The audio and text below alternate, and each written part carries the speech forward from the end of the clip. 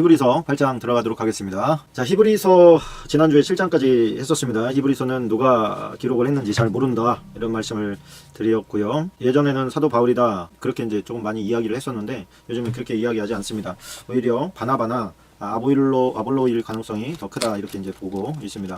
히브리서 8장 1절로 5절까지 빡습니다. 히브리서 8장 1절로 5절까지입니다. 자, 지금 우리가 하는 말의 요점은 여기다 동그라미를 딱 쳐놓으시고요. 요점은 이러한 대제사장이 우리에게 있다는 것이라. 그럼 이러한 대제사장이 누굴까요? 위로 좀 올라가 봐야 되겠죠. 자, 26절로 28절까지 나오는 요 내용인데 요거를 좀 밑줄을 좀 쳐놓으시면 좋을 것 같습니다. 하나님께 나아가는 자들이 온전히 구원하실 수 있는 그가 항상 살아 계셔서 그들을 위하여 간구하심이라. 이러한 대제사장은 우리에게 합당하니 거룩하고 악이 없고 더러움이 없고 죄인에게서 떠나 계셔 하늘보다 높이 되시니라. 그는 저 대제사장들이 먼저 자기 죄를 위하고, 여기서 저 대제사장은 누구냐면 인간 대제사장을 말하는 거예요. 지금 예수 그리스도도 대제사장이신데 이 예수 그리스도 대제사장은 자기를 위해서 여기 보니까 먼저 자기 죄를 위하고 라는 것은 뭐냐면 자기 자신을 위해서 제사를 드리고 난 다음에 그런 거예요. 자기 죄를 위하고 그 다음에 백성의 죄를 위하여 날마다 제사 드리는 것과 같이 할 필요가 없으니, 그러니까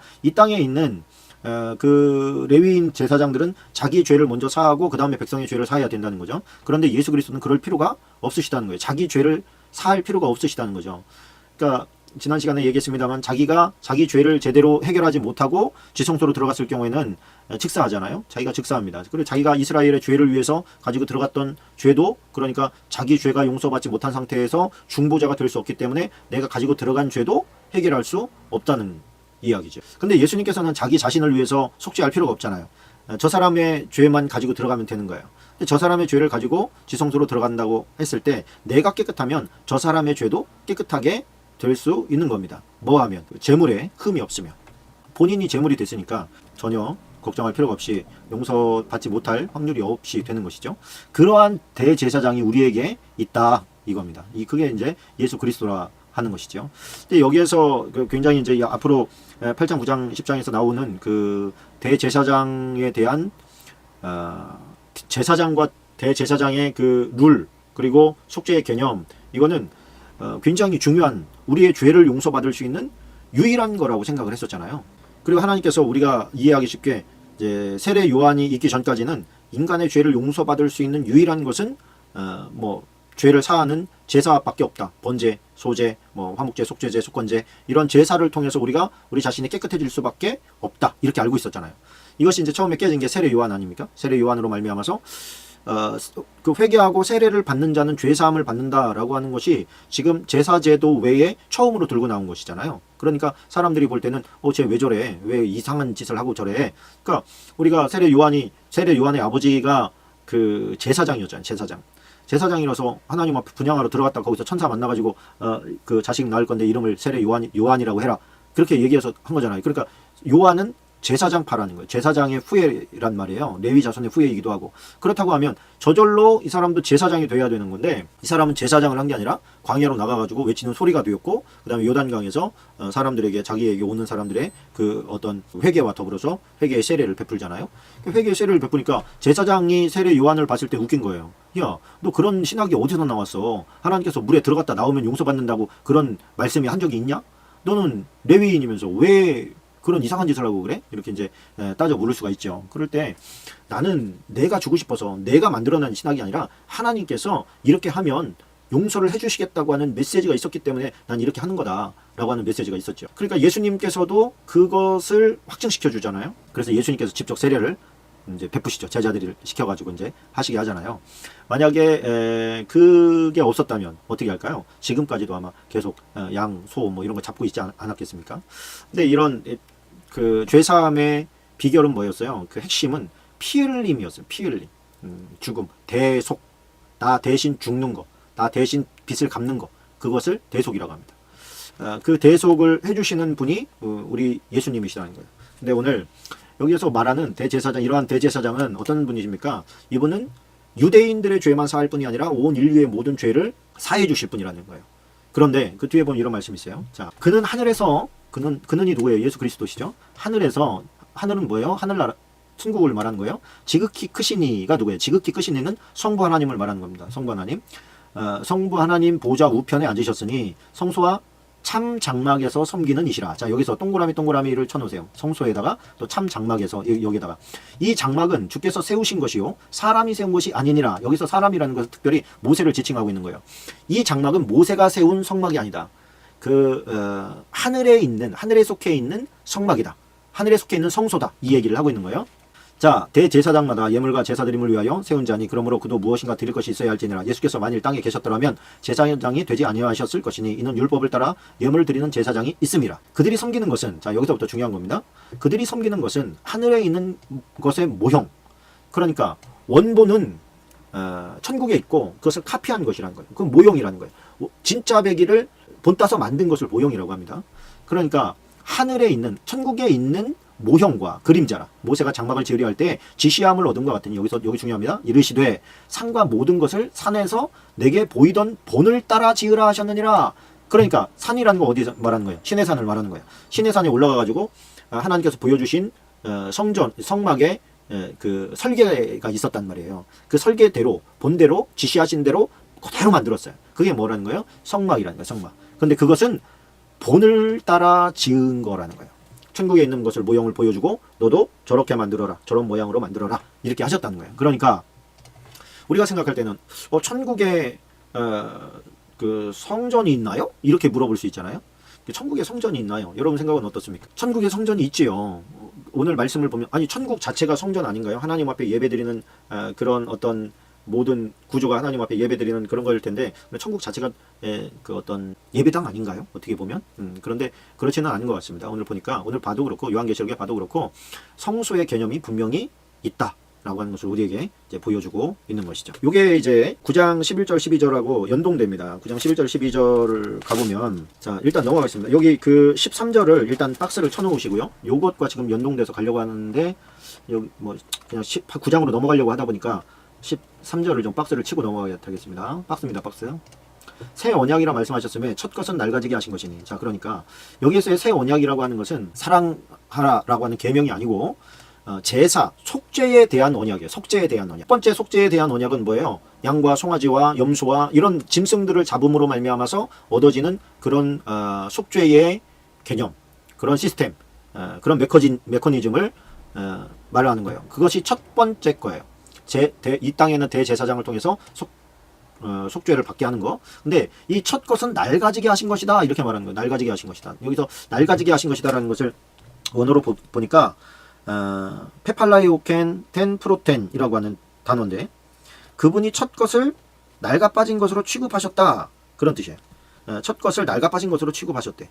뭔가 취급하다, 낡은 것으로 취급하다, 이런 것이거든요. 뭐 이게 지금 번역이 제대로 된 거라고 할 수 있죠. 낡아지게 하신 것이다, 낡아지게 만들어 버리셨다, 혹은 낡은 것으로 취급하셨다, 그런 거예요.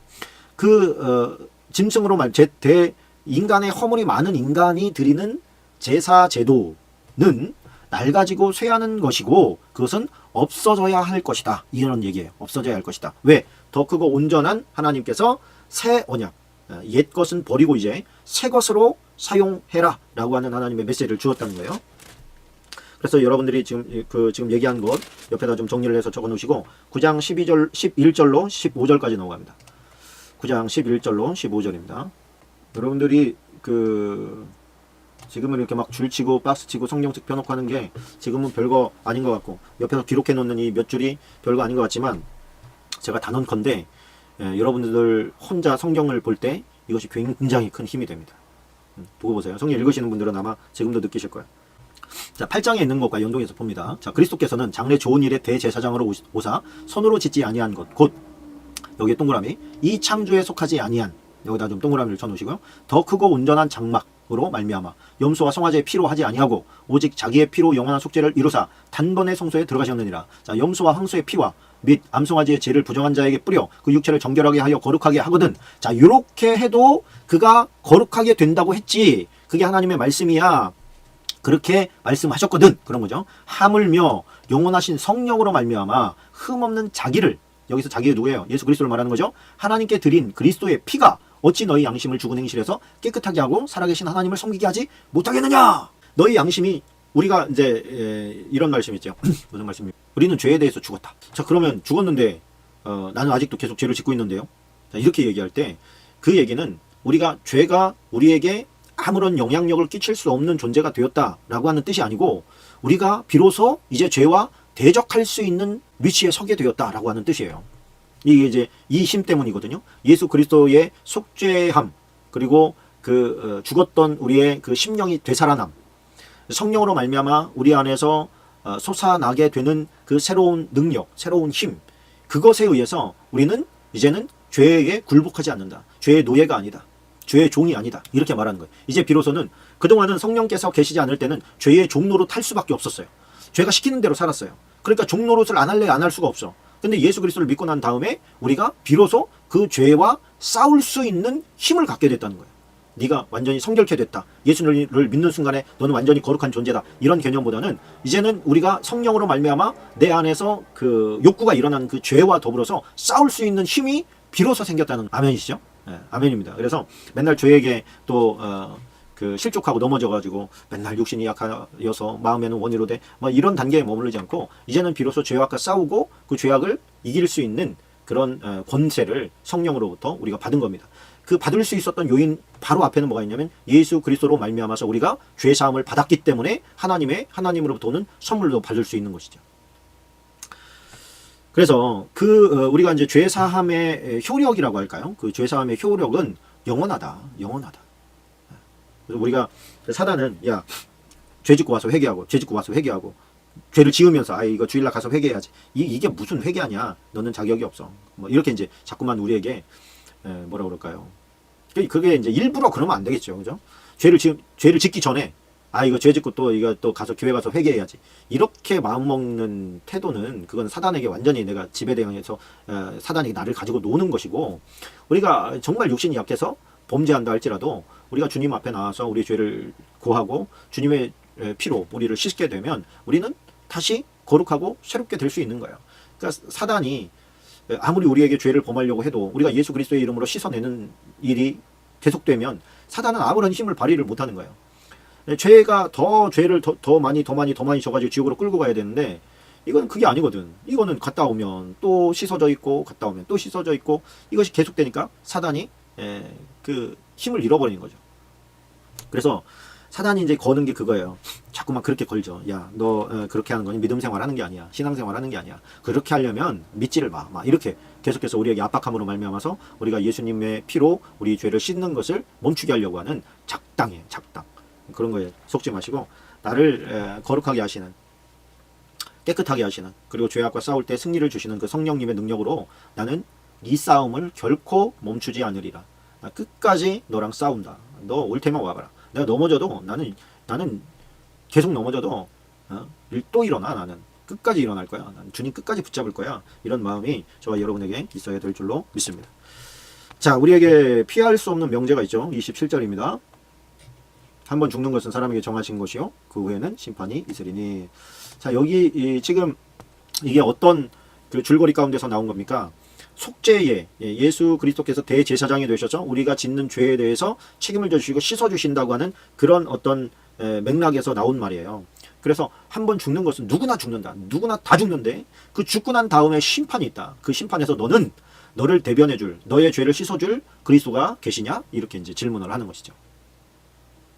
우리는 예수 그리스도께서 우리 죄를 해결해 주셨기 때문에 진짜 배기는, 진짜 중요한 타이밍은 우리가 죽어서 심판자리에 섰을 때예요. 그때 예수님께서 내 피가 저에게 발라져 있습니다. 저 사람은 내가 자신을 위해서 죽었다는 것을 믿습니다. 그 믿음 때문에 저 사람은 구원의 길로 가야 됩니다. 그러니까 예수님께서 대제사장이 되셔서 그 나의 죄를 대신 지셨다고 하는 것을 변호해 주시는 그 타이밍, 그때만큼 예수님이 감사하게 느껴질 때가 없는 거죠. 왜? 그 믿지 않는 자들은 다 지옥불 속에 던져지게 되는데 예수님께서 나를 위해서 해주시는 그 한마디 말씀 때문에 우리가 담대히 주님께로 나아갈 수 있게 되는 것이죠. 반갑습니다. 우리 윤하님도 반갑고 수로님도 반갑습니다. 자, 10장으로 넘어가겠습니다. 10장 9절 10절 밑줄을 좀 치고 갑시다. 자, 그 후에 말씀하시기를, 이건 밑줄입니다.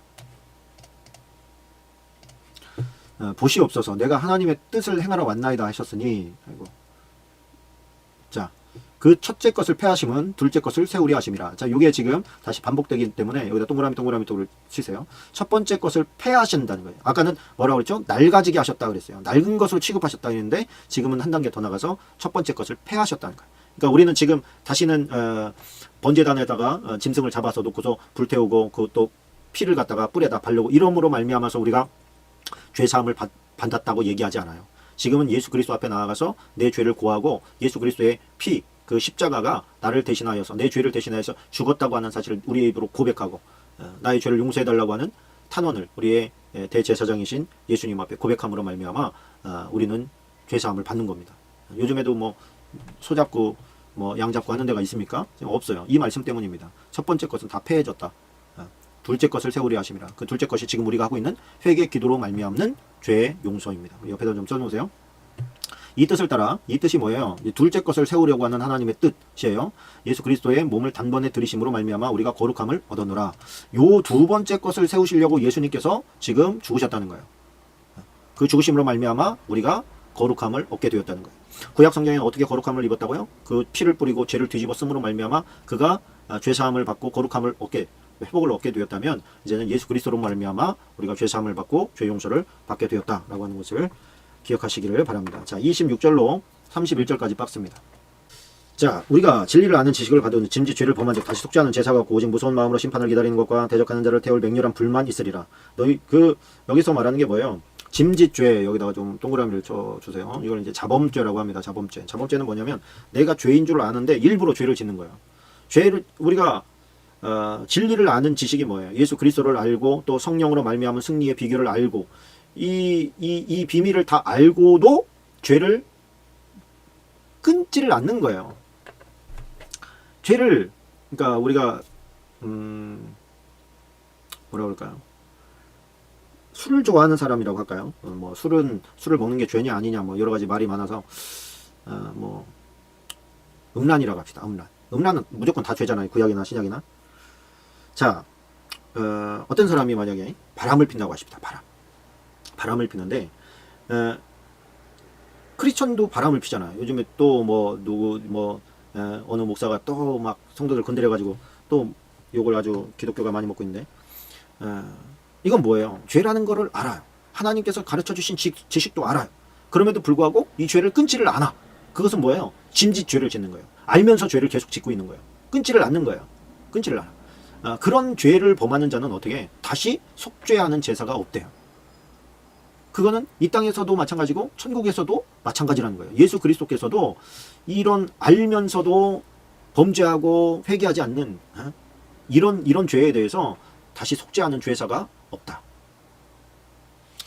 오직 뭐만 남아요? 오직 무서운 마음으로 심판을 기다리는 것과 대적하는 자를 태울 맹렬한 불만이 있으라. 그러니까 불지옥으로 떨어진다는 얘기인데, 자, 이것을 지금 한국교회가 너무 가볍게 생각하고 있어요. 죄 용서에 대해서 쉽게 생각하고 있다는 거예요. 죄 용서를 쉽게 생각을 하니까 죄를 쉽게 생각해요. 이게 또 다른 그 사단의 술수에 말려든 거거든요. 우리는 죄와 전쟁을 벌인 상태예요. 지금 전쟁을 벌여놓고 적군과 지금 대치 상태인데 적군한테 완전히 휘둘리고 유린당하고 있는 거예요. 적군이 시키는 대로 하면 적군이죠. 자, 그래서 그런 행위 자체는 뭐냐? 자, 그런 행위 알면서도 계속 범죄하면서 자기 합리화만 시키고 있는 그런 존재들은 하나님의 아들을 어떻게 했다고요? 짓밟았고 자기를 거룩하게 한 언약의 피를 부정한 것으로 만들어버리고 은혜의 성령을 욕되게 하는 자가 당연히 받을 형벌은 얼마나 더 무섭겠냐? 너희는 깊이 생각을 해봐. 이렇게 경고하고 있는 것이죠. 그러니까 여기에서 우리가 좀 깨달아야 될 게 뭡니까? 여기서 이제 뭐 원수 갚는 것이 내게 있으니 내가 갚으리라 하시고 또 다시 주께서 그의 백성을 심판하리라 말씀하신 것을 우리가 아노니 살아계신 하나님의 손에 빠져 들어가는 것이 무서울진저. 자, 이렇게 얘기하죠. 여기서 이제 원수 갚는 것이 나온 거 보니까 여기서의 죄악은 뭐 어떤 복수라든지 어떤 원한을 품고 있다든지 뭐 분노하고 뭐 이런 것들을 말하는 것이죠. 뭐 그런 것만 죄겠습니까? 우리가 알고 있는 굉장히 많은 죄악들이 있습니다. 근데 우리는 이런 죄악들을 이길 수 있는 힘이 사실은 없지 않은가 그런 생각을 합니다. 그래서 우리가 의지해야 될 분은 성령님밖에 없습니다. 성령. 그래서 저는 기도를 많이 하라고 권해드리고 싶습니다. 기도가 없으면 승리할 수가 없어요. 말씀을 안다고 해서 말씀만 안다고 해서 승리하는 것 같지는 않아요. 말씀과 기도가 같이 가야 돼요. 말씀과 기도가 같이 갈 때 거룩해집니다. 우리가 말씀과 기도가 있어도요, 제가 보니까 이거는 제 생각입니다만 그 사단도 마귀도 레벨이 있잖아요. 레벨이 있는데 그 조금 센 놈이 붙는 것 같아. 기도와 말씀을 많이 보는 사람에게는 그런 또 더 센 놈이 붙어가지고 더 예리하게 아주 그냥 그의 약점을 후벼파면서 그가 약한 것들이 있잖아요. 그 약한 것들을 아주 공략을 해가지고 결국엔 쓰러지고 넘어지게. 그런데 그렇게 쓰러지고 넘어졌을 때 그것을 즐기는 게 아니라 그때 탁 털고 일어나가지고 철저하게 회개하고 하나님 앞에 제대로 서야 돼. 저는 그 지난번에 그 3일교회 지금은 이제 뭐 새 홍대교회인가 뭐 홍대 세교회인가 거기 간 그 있지 않습니까 목사님. 근데 그 목사님이 그렇게 지금 모든 게 이제 드러나가지고 한번 큰 어려움을 겪고 한국 교회에도 막 큰 타격을 주고 그 다음에 지금 또 교회를 개척을 해서 지금 뭐 수천 명이 모인다 그래요. 자 그런데 저는 그분이 진짜 회개를 했다면 오히려 그의 앞으로의 어떤 목회가 더 많은 사람들에게 어떤 도전과 또 힘이 되지 않을까 그런 생각을 합니다. 왜 그러냐면 사람은 누구나 죄를 짓잖아요. 실수하잖아요. 실수하는데 그 실수를 완전히 정말 하나님 앞에서 정말 통해 자복하면서 회개하면 또 그 사람 앞에서 풀어야 될 숙제가 있지요. 그럼에도 불구하고 그 사람의 실수를 하나님께서 또 쓰셔요. 우리가 드러나지 않아서 그렇지 아마 드러난다고 하면 굉장히 더 엄청나고 많은 어떤 죄들이 많이 드러날 겁니다. 저는 지금 한국교회가 이렇게 두드려 맞고 있는 것이 정화의 어떤 과정이라고 생각해요. 당연히 벌써 있었어야 될 일인데 이제까지는 막 이렇게 그 어떤 그 질병을 갖다가 막 계속 고름이 막 커지도록 만든 것이죠. 이제는 터진 거예요. 근데 이것이 제대로 터져가지고 지금보다 제 생각에는 더 많이 터져서 한국교회에 큰 타격이 한번 오고 큰 타격이 오고 나서 다시 이제 그러면 타격이 오면 어떻게 되겠습니까? 굉장히 많은 크리스천들이 떠나겠죠. 그 떠나는 크리스천들은 사실은 쭉정이들이에요. 진짜 배기는 그런 것 때문에 떠나지 않습니다. 떠나는 자들은 어쨌든 쭉정이거든요. 그러면 그 쭉정이들을 좀 다 걸러내고 그 다음에 알곡들이 정말 으쌰으쌰 해가지고 우리 진짜 크리스천이 되자 이래가지고 다시 재부흥이 일어나야 된다고 저는 생각해요. 지금은 신앙생활을 어떤 교양생활 수준으로 하는 사람들이 너무 많습니다. 지금 그러다 보니까 교회가 많이 타락하고 계좌들도 타락하고 성도들 타락도 말로 하지 못하죠. 정말 많은 사람들이 교회와 더불어서 점집을 드나들고 세상 사람들도 제대로 하지 않는 죄를 짓고 이런 일들이 얼마나 많습니다. 지금 불교 스님들 때리지 않잖아요.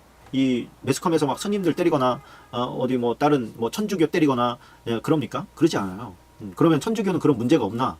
불교에는 그런 문제가 없어서 지금 악 맞고 있나? 그런 거 아닙니다, 여러분. 이 땅의 희망이 기독교이기 때문에 기독교에 더 날카로운 잣대를 들여대면서 매질을 하는 거예요. 저는 이것이 뒤에서 사단의 역사가 아니라 하나님의 역사라고 생각합니다. 하나님께서 지금 기독교인들을 지금 경각심을 주고 있는 거예요. 너네들 지금 우리는 누구를 책망하고 탓하고 손가락질을 할 때가 아니고 우리 자신을 점검해야 될 때. 우리가 어떤 의미로 보면 우리가 누군가를 정죄하고 심판하고 있을 때 그거는 저 사람보다 내가 낫는데 당신 어떻게 그럴 수가 있어? 나는 안 그러는데 이런 심보가 있거든요. 우리 자신을 더 점검하면서 나 자신을 회개하고 하나님 저 사람이 어떻게 보면 아유 저렇게 말씀도 많이 보고 기도 많이 하는 사람도 넘어졌다면 나 같은 사람이 얼마나 더 쉽게 넘어지겠는가 이런 각도가 우리에게 필요한 것이죠. 그리고 철저하게 회개하고 하나님 잘못했습니다. 나도 저런 실수할 수 있으니까 나를 좀 꼭 지켜주세요. 나를 보호해주세요.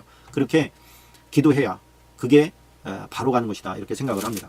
38절 39절 박스입니다. 38, 39. 자, 나의 의인은 믿음으로 말미암아 살리라. 또한 뒤로 물러가면 내 마음이 그를 기뻐하지 아니하리라 하셨느니라. 우리는 뒤로 물러가 멸망당할 자가 아니요 오직 영혼을 구원함에 이르는 믿음을 가진 자니라. 신앙생활은 나의 의인은 이라는 게 뭐예요? 결국은 예수 그리스도로 말미암은 의인 그런 뜻이죠. 나의 의인은 하나님의 기대가 들어가 있는 거예요. 믿음으로 말미암아 살리라. 또한 뒤로 물러가면이라는 게 뭐냐면 여기다 동그라미를 좀 쳐놓으세요.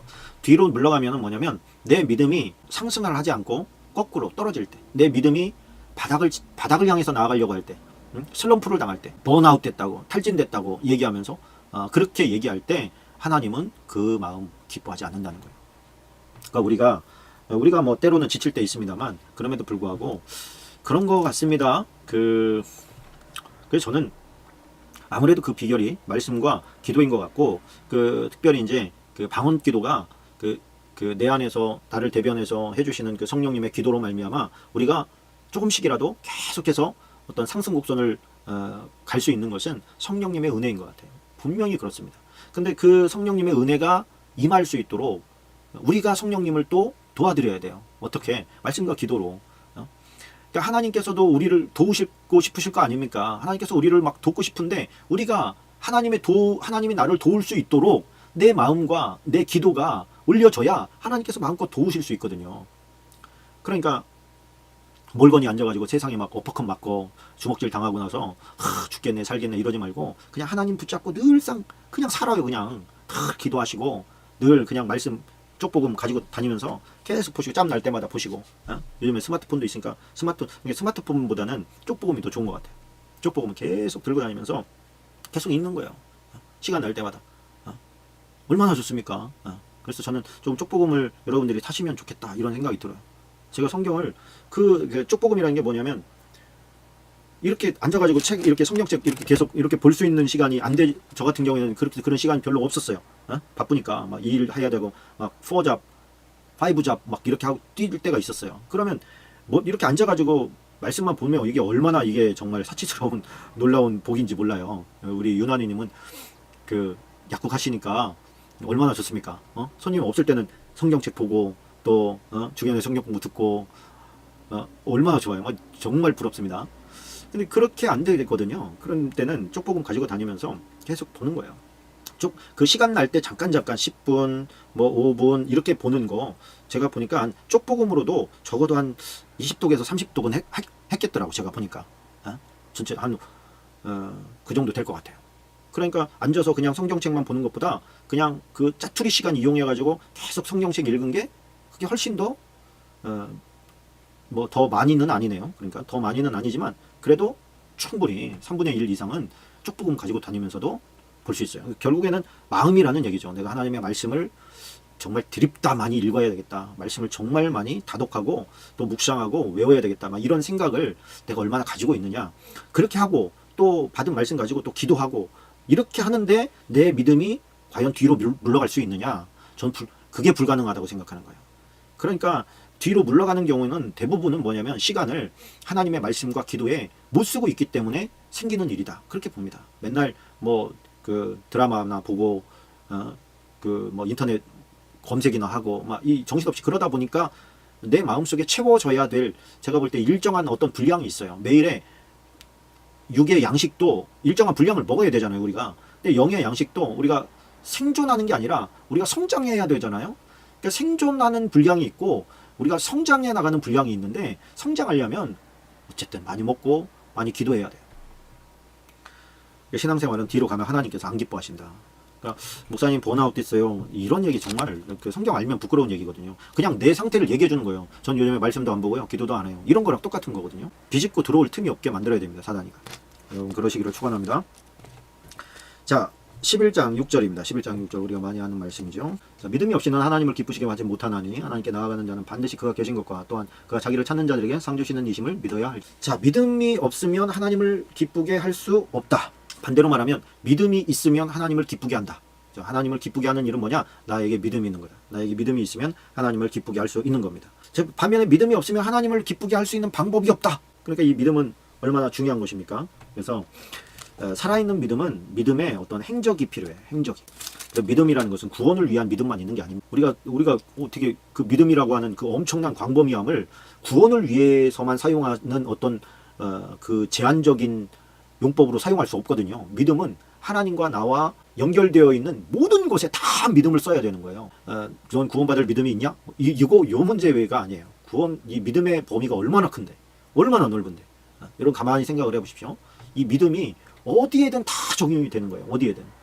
하나님과 연동시키면 모든 게 다 믿음으로 역사를 해야 되는 일이 벌어집니다. 믿음이 없으면 아무 일도 안 일어나고 하나님 기뻐하시지도 않는 거죠. 오히려 우리의 믿음을 가지고 하나님의 역사들이 드러나게 하는 것이 이게 하나님을 기쁘게 하는 일이에요. 야, 나는 귀찮은데 왜 자꾸 나를 써먹으려고 그러냐, 이런 게 아니에요. 하나님께서는 우리의 믿음을 통해서 역사하시는데 하나님이 드러나시게 하는 그 믿음을 하나님께서 기뻐하시는 거예요. 그런 사람을 하나님께서 기쁘게 사용하시는 것이죠. 그래서 이게 믿음이라는 게 사업을 일으키기 위한 믿음도 있고, 질병에서 노인받고 싶은 그런 믿음도 있고, 뭐 가정을 회복시키는 믿음, 가정을 살리고자 하는 믿음, 뭐 그런 모든 곳에 하나님의 은혜가 임하게 해달라고 믿는 그 믿음이 하나님을 기쁘시게 하는 거예요. 왜? 하나님과 연동되었다는 것을 반증하는 거기 때문에 그렇습니다. 그래서 믿음이 적으면 책망받습니다. 그죠? 믿음이 적은 자여 왜 의심하였느냐? 의심이 자꾸만 우리한테 쳐들어오려고 할 때 주여 나는 믿음이 적습니다. 그런데 커지고 싶습니다. 주님 나에게 믿음을 더해 주십시오 하고 기도해야 될 줄로 믿습니다. 자, 11장 이게 믿음장이라고 하죠. 자, 33절로 38절까지 봤습니다. 33절로 38절까지. 자, 믿음은 어떤 상황에서도 굴복하지 않는다. 그런 내용을 이제 담고 있습니다. 믿음으로 나라들을 이기기도 하고 의를 행하며 약속을 받기도 하며 사자들의 입을 막기도 하며 불의 세력을 멸하기도 하며 칼날을 피하기도 하며 연약한 가운데서 강하게 되기도 하며 전쟁에 용감하게 되어 이방 사람들의 진을 물리치기도 하며 여자들은 자기 죽은 자들을 부활로 받아들이기도 하며 또 어떤 이들은 더 좋은 부활을 얻고자 심한 고문을 받되 구차히 풀려나기를 원하지 아니하며.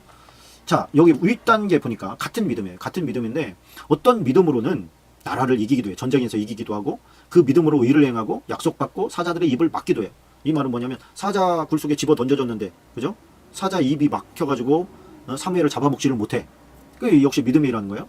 불의 세력을 멸하기도 하고 칼날을 피하기도 하고 연약한 가운데 강하게 되기도 하고 전쟁에 용감하게 되고 이방 사람의 신을 물리치기도 하고 얼마나 구약에 보면 믿음으로 많은 일들을 이루어내고 승리를 가져왔습니다. 전쟁에서. 그런데 같은 믿음인데 같은 믿음을 가지고는 심한 고문을 받아요. 믿음이 있는데 고문을 받아요. 우리가 생각할 때 이 믿음을 가지고 이런 고문이 생기지 않게 고문 당하는 일을 당하지 않도록 나를 도와주소서 이렇게 기도하면 피할 길을 주실 것 같은데 하나님께서는 이 고문을 이겨낼 수 있는 힘을 주시는 거예요. 고문을 피하는 게 아니라. 구차히 풀려나기를 원하지 않아요. 베드로가 뭐라고 합니까? 야 너희들 나 이 감옥에서 풀려나기를 기도하지 마. 오히려 내가 있는 곳에 하나님의 말씀이 효과적으로 더 잘 전달될 수 있도록 기도해. 그렇게 기도하는 거예요. 누가 감옥에 있는데 풀려나지 않기를 원해 나는 여기에 살 일이 많아 이렇게 얘기할 사람이 얼마나 있겠습니까? 그런데 이 믿음이 있는 바울은 이곳에서 사역이 끝날 때까지 그렇게 나가게 해달라고 그렇게 기도하지 마라 이렇게 기도할 정도 되니까 대단한 거죠. 어떤 일은 조롱과 채찍질 아니라 결박과 옥에 갇히는 시련도 받았으며 왜? 믿음 때문에 예수님을 믿는다는 믿음 때문에. 그러니까 조롱당하고 채찍질당하고 결박당하고 옥에 갇히는 시련 받고 돌로 치는 것, 톱으로 켜는 것, 시험과 칼로 죽임을 당하고 톱으로 켜는 거 이게 지금 이사야가 전승에 의하면 그 므낫세에 의해 가지고 톱으로 켜 죽임을 당했거든요. 죽는 거예요. 그냥 믿음이 있기 때문에 죽는 거예요. 그냥 믿음이 없다면 아닙니다. 없었던 일로 할게요. 그러고 그냥 도망쳐 버리면 되는데 하나님의 이름을 걸었기 때문에 피할 수가 없어요. 그럼 그냥 죽는 것이죠. 하나님 살려주십시오. 이것만 믿음이 아니라 담대하게 죽는 것도 믿음이라는 얘기입니다. 이런 사람이 누구예요? 믿음을 가진 사람이에요. 믿음을 가진 사람은 세상이 감당하지 못하느니라. 그들은 광야와 산과 동굴과 토굴에 유리하였느니라. 참 그 믿음의 선진들 보면 참 놀랍습니다. 그 예수님께서 그 애들은 가라 막 이런 거 할 때 애들이 나에게 오는 것을 용납하고 금하지 말라. 그러면서 어린아이를 앉혀놓고선 축복해 주잖아요. 그 축복을 받았다고 하는 사람이 그 이그나티우스라고 하는 사람이 있어요. 이그나티우스. 예수님 그 AD 30년 경에 태어났다고 하는, 그러니까 예수님께 돌아가시기 그 한 3, 4년 전에 태어난, 그러니까 그 3, 4, 한 4살, 5살 정도 된 아이를 안고 이제 축복을 해주신 거예요, 예수님께서. 근데 그 사람이 이제 이그나티우스라고 해요. 근데 그 이그나티우스가 그 이제 로마의 네로 시대부터 시작해가지고 막 핍박이 일어나지 않습니까? 트라이아누스 황제 때 이제 순교를 당하게 되는데, 이 사람을 좀 어떻게 좀 구원을 하려고 이게 그 사자밥 그 이제 사자 우리에다 집어넣어가지고 이제 죽인다고 하니까 많은 사람들이 나서서 이제 황제에게 탄원을 하려고 막 이렇게 막 애를 쓰고 있을 때 이 사람이 위대한 말을 해요. 무슨 얘기를 하냐면, 나 구원시키려고, 나 이 감옥에서 나오고 이 사자밥 되지 않게 하려고 애쓰지 마라. 난 살고 싶은 욕망이 없다. 나 때문에 타협하려고 하지 마라. 내가 놓이기를 바라지 말고 나는 하늘의 미랄이 돼서 이 짐승의 이빨에 가루가 돼서 하나님 앞에 깨끗한 빵이 되기를 원한다. 그러면서 그런 서신을 보냅니다. 이게 이제 그 안디옥 교회의 그 감독이었거든요. 안디옥 교회 이제 요즘으로 치면 목사님이었는데, 그렇게 이제 죽는 모습을 폴리갑이 보는 거예요. 폴리갑도 이제 초대 교부 아닙니까? 초대 교부인데 이 사람은 서머낙 교회의 이제 목사님이에요. 근데 그 편지를 받고 나서 참 그렇지, 믿음이라는 것은 어떤 늘 피하기만 하는 것이 아니라 때로는 이런 모진 고난을 그냥 받아 삼켜야 될 때가 있지. 폴리갑도 또 잡혔어요. 폴리갑을 잡혔는데 이 서머낙 지역에서 너무 유명한 사람이에요. 악기까운 사람이야. 그러니까 예수 그리스도를 지금 이 순간만 그냥 안 믿는다고 해라. 그러면 너를 살려주겠다. 그렇게 얘기를 했는데 폴리가 많이 나오지 않습니까? 도미티아온 황제 때 그런 회유를 할 때 예수님께서는 내가 일평생 살아오는 동안에 한 번도 나를 배신한 적이 없는데 내가 이 나이 먹어가지고 어떻게 더 살겠다고 예수님을 배신합니까? 나는 예수님을 배신할 수 없습니다. 그래가지고 이제 화형시키잖아요.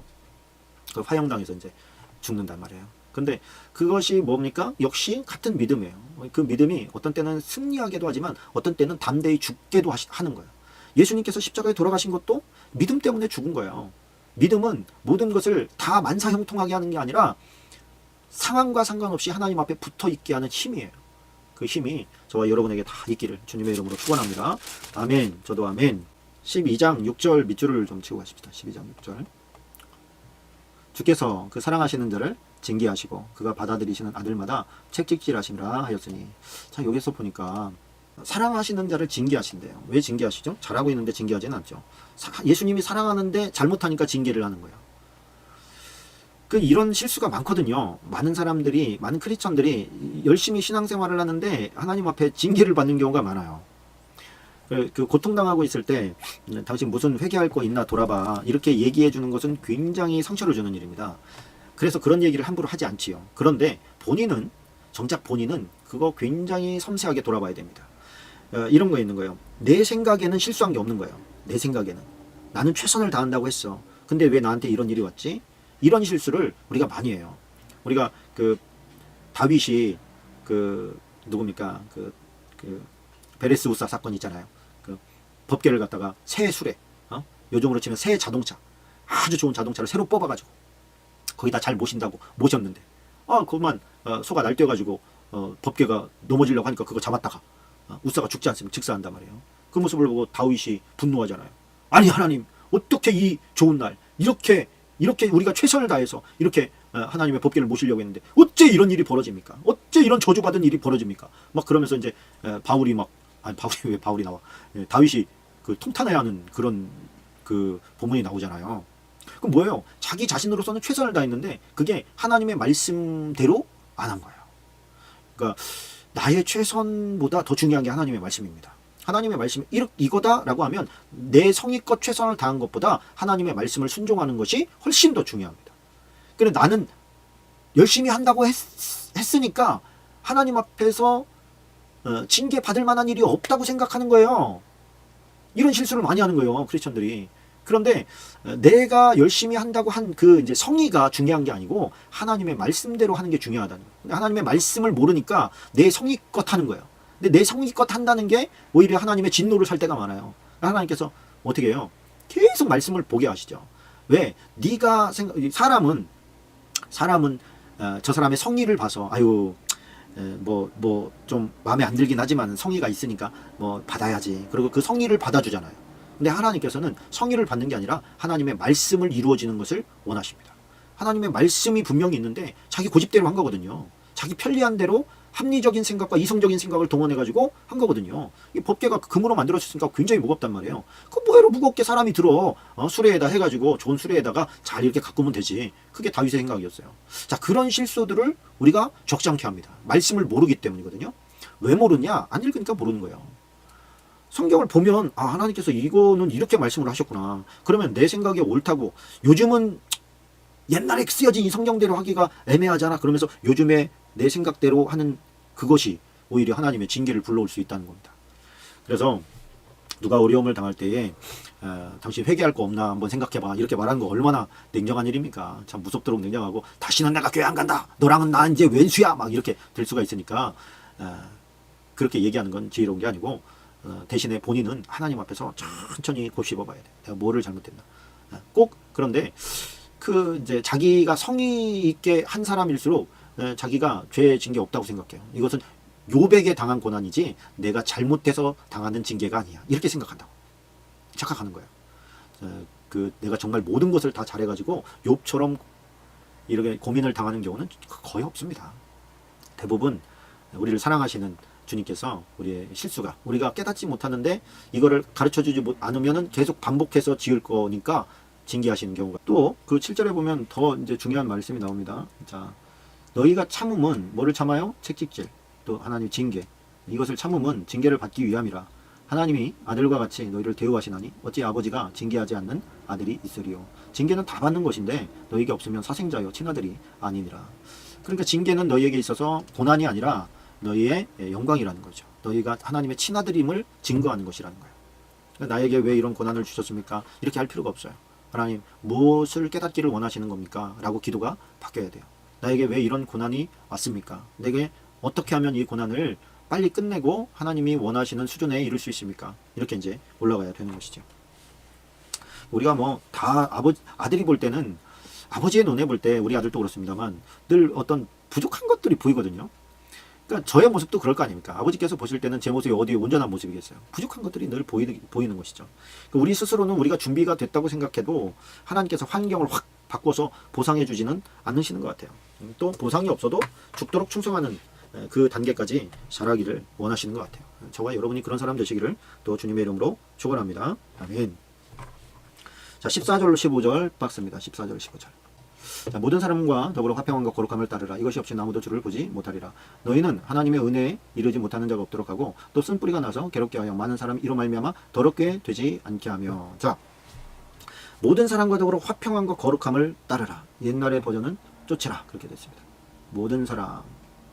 여기다가 좀 동그라미를 쳐놓으세요. 하나님께서는 어떤 특정한 사람, 교우들끼리, 성도들끼리 이런 게 아니에요. 근데 또 비위를 맞춰가지고 얻는 화평이나 거룩함이 아니에요. 여기서 5절에 보면 쓴뿌리라고 하는 게 나와요. 쓴뿌리에다가 동그라미를 좀 쳐놓으세요. 쓴뿌리. 이것이 그 뭐라 그럴까요? 마음 깊은 곳, 그러니까 카디아라고 하죠. 이 카디아에 있는 그 쓴뿌리, 내 안에 잠재되어져 있는 어떤 슬픔이나 우울감이나 분노나 이런 것들이 있을 수 있잖아요. 그런 것들이 나서 괴롭게 하여 아는 사람이 이로 말미암아 더럽게 되지 않게 하라, 이런 것이죠. 요게 보면 하나님의 은혜 vs 대신 vs 대 쓴뿌리가 나옵니다. 자, 이게 무슨 얘기냐면 하나님의 은혜가 분명히 나에게 있어요. 교회 오면 아멘, 그리고 할렐루야, 그리고 막 찬양할 때 눈물이 줄줄 나고 막 콧물 나고 막 아주 그냥 은혜의 도가니, 온통 은혜는 혼자 다 받는 사람들이 있어요. 진짜 은혜가 받는 거예요. 진짜 은혜를. 그런데 반면에 나가면서 막 또 싸답게 바뀌는 사람들이 있는 거예요. 남들이 뭐라고 얘기하면 또 막 견디지를 못하고. 자, 그런 모습들이 이제 그게 뭐예요? 우리 안에 있는 쓴뿌리입니다. 쓴뿌리. 그때 이런 쓴뿌리를 가지고는 모든 사람과 화평함을 쫓을 수도 없고 거룩함을 따를 수도 없어요. 이 문제를 어떻게 하죠? 이 문제를 어떻게 하냐고. 그냥 내 팔자예요, 그러고 받아들입니까? 우리 또이님이 저예요 그러는데 이것도 역시 그 쓴뿌리를 걷어내시는 분이 바로 성령님이십니다. 성령님께 우리 자신을 계속 고백하는 게 중요해요. 그러니까 나랑 친하게 지내는 사람이 내 친구 누구가 아니고, 또 내가 뭐 좋아하는 영화, 뭐 음악, 뭐 게임, 뭐 이런 게 아니고, 성령님과 함께 친하게 지내면 이런 것들을 해결할 수 있는 길이 있어요. 문제는 뭐냐면 우리가 정말 간절하게 성령님을 원하지 않는다는 거예요. 그리고 성령님께 의탁해서, 또 성령님, 내 안에 정말 내가 무엇이 필요한지 나도 잘 모르는데 성령님께서 나를 아시니 나를 대신해서 말할 수 없는 탄식으로 간구해 주세요. 내 안에 있는 이 쓴뿌리들, 내 안에 무엇이 있는지 나도 잘 모르잖아요. 근데 문제가 있잖아요. 그러니까 주님께서 이것들을 좀 뽑아주세요. 제거해 주세요. 내 힘으로는 못하니까, 어차피 겉을 만드신 분이 속도 창조하지 않았습니까? 속에 있는 거 나는 못하니까 성령님께서 해결해 주세요. 그리고 간청하세요. 기도하세요. 그런데 우리가 이제 기도 많이 하시는 분, 특별히 이제 방언 기도 많이 하시고 하시는 분들은 그 부분을 성령께서 건드세요. 뽑아내요. 보게 하셔요.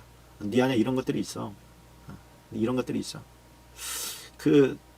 예를 들어서 제 안에 제 마음속을 보니까, 제 마음속에는 뭐가 있냐면, 어렸을 때 받은 상처 때문에 여인에 대한, 여자에 대해서 믿지 못하는 그런 마음이 있어요. 여자에 대해서 믿지 못하는 마음이 있었어요. 지금은 그렇지 않아요. 성령께서 뽑아주셨어요.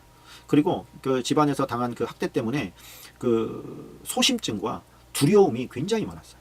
두려움이 너무 많은 거예요. 집에서 별의별, 그러니까 그 알코올 중독 형님이 있었잖아요. 그러니까 내가 어떤 힘을 발휘하기도 전에 그 어렸을 때부터 그냥 몽둥이 가지고 별의별 꼬투리를 다 잡아가지고 막 때리니까, 거기에서 오는 그때 만들어진 그 공포심과 두려움과 그 어떤 아주 그 자신감이 아무것도 없는, 두려움에 사로잡혀서 살아가는, 오늘은 또 매맞지 않을까, 이런 어떤 공포감, 이런 것들 때문에 내 안에 들어있던 눌림, 억눌림이 있었어요.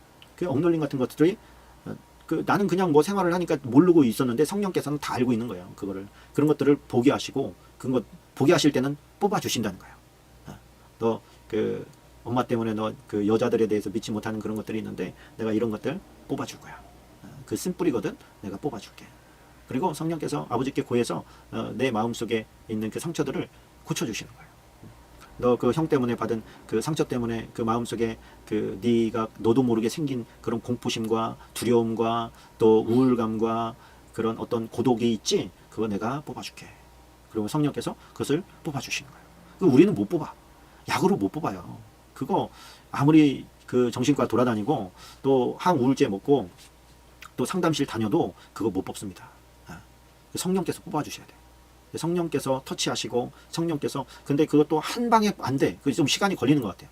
시간이 좀 걸리지만 그분이 시작하시고 우리가 그분께 붙어 있고 도움을 구할 때 계속해서 내 안에 있는 것들을 나쁜 것들은 뽑아내시고 좋은 것들을 심어요. 그 좋은 것들은 우리가 말씀으로 계속 심는 거예요. 말씀으로 계속. 자, 13장으로 넘어갑니다. 13장 4절 5절 박스를 좀 치고 가겠습니다. 자, 모든 사람은 결혼을 어떻게 여겨? 귀히 여기고 침소를 더럽히지 않게 하라. 음행하는 자들과 간음하는 자들은 하나님이 심판하시리라. 제가 그 어제 터진 그 이제 만민교회 그 이제 보니까 하나님이 뭐 기뻐하시는 뭐 이런 단어들을 써가면서 막 유린을 했더라고요. 성경에 그런 자들을 그런 행동을 하고 그런 모습으로 사는 자들을 하나님이 심판한다 그러는데 무슨 하나님의 짓이야. 이런 거에 넘어가는 이유가 뭐죠? 말씀을 모르니까 넘어가는 거예요. 말씀을 모르니까. 누구를 탓하겠어요, 그거를. 물론 1차적으로는 너무 진짜 악한 짓거리를 한 거죠. 그러나 그런 말에 지금도 이단에 많이 빠져가지고 허우적대는 사람들의 특징이 뭡니까? 스스로 하나님의 말씀을 먹지 않아요. 근데 기존 성도들도 안 먹어. 기존 성도들도 성경을 별로 안 봐요.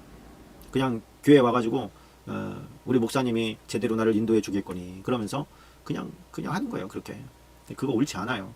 우리에게 성경이 없다면 하나님 앞에서 변명할 거리가 있을 거예요. 성경이 없는데 그럼 우리가 뭐 어떻게 그 어떤 기준과 어떤 의로움과 옳고 그름을 알 수 있습니까? 이렇게 얘기할 수 있지만 지금은 하나님 뭐 성경에 집에 다들 한두 개씩은 다 가지고 있는데 안 읽어대니까 모르는 거. 이거 한 구절만 봤어도 저 사람은 거짓 목자구나. 금방 알잖아. 안타까운 일입니다. 여기서 보면 신의를 지키라 하는 것이죠. 신의를 지키는 결혼생활.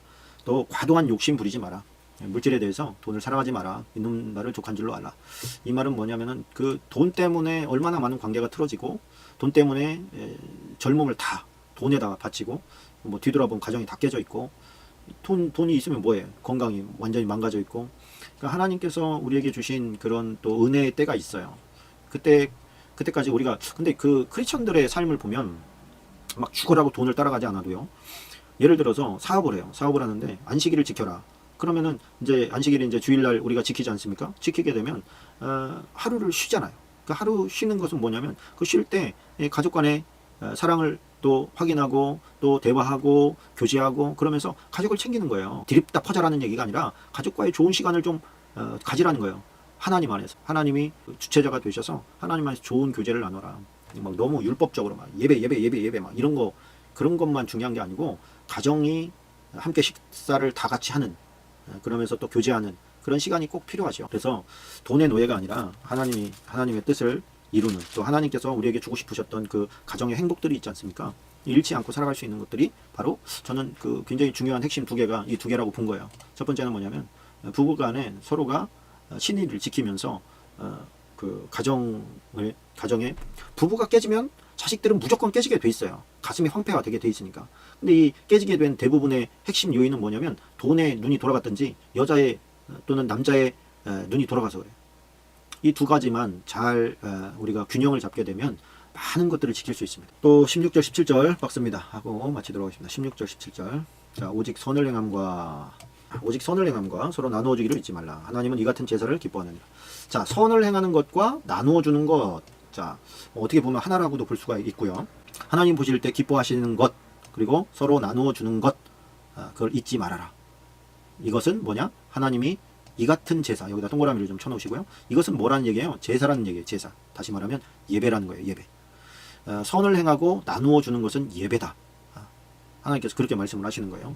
지금은 이 제사를 드리지 않잖아요. 그죠? 지금 제사가 예배잖아요. 예배를 드리는데 이 예배가 예배당에 와서 주일날 일어나서 찬양하고 헌금 드리고 성찬식 하는 것만 예배가 아니고 지금은 밖에 나가서 선을 행하고 또 나누어 주는 것, 이것이 하나님이 기뻐하는 제사라고 하는 것입니다. 너희를 인도하는 자들에게 순종하고 복종하라. 그들은 너희 영혼을 위하여 경성하기를 자신들이 청산할 자인 것 같이 하느니라. 그들로 하여금 즐거움으로 이것을 하게 하고 근심으로 하게 하지 말라. 그렇지 않으면 너희에게 유익이 없느니라. 이것은 이제 교회 사역을 말하는 것입니다. 교회 사역과 리더들을 위해서 너희들이 기도하면서 기쁜 마음으로 목회 사역을 계속 할 수 있도록, 또 교회 일들을 해나갈 수 있도록, 영적인 일들을 해나갈 수 있도록 너희가 좀 도와줘라, 그런 것이죠. 그렇지 않으면 너희에게 유익이 별로 없다, 그런 겁니다. 결국에 이제 우리를 위해서, 나를 위해서 기도해 주는 사람이 주변에 뭐 얼마나 있겠어요? 별로 없잖아요. 교회 목사들, 뭐 또 교직원, 직분자들, 또 우리 구역 식구들, 그런 거죠. 그런 사람들이 나를 위해서 기도해 주는데, 그런 너희가 선을 행하되 또 믿음의 형제들에게 해라, 그런 말씀도 있습니다. 아군이기 때문에. 이번 주 설교가 아군끼리는 싸우는 게 아니다, 뭐 그런 제목을 제가 잡았는데, 그렇습니다. 우리가 다 아군이거든요. 모든 교회와 교회 구성원들, 또 가족, 뭐 이런 다 아군인데 적군으로 착각해. 적군 아닙니다. 아군입니다. 다. 적군은 유일합니다. 사단 마귀가 적군입니다. 그들과 싸우는 것이지 보이는 저 사람하고 싸우는 게 아니에요. 그 사람에게는 선을 행하는 것, 나눠주고 베풀어주는 것입니다. 자, 오늘 여기까지 하도록 하겠습니다.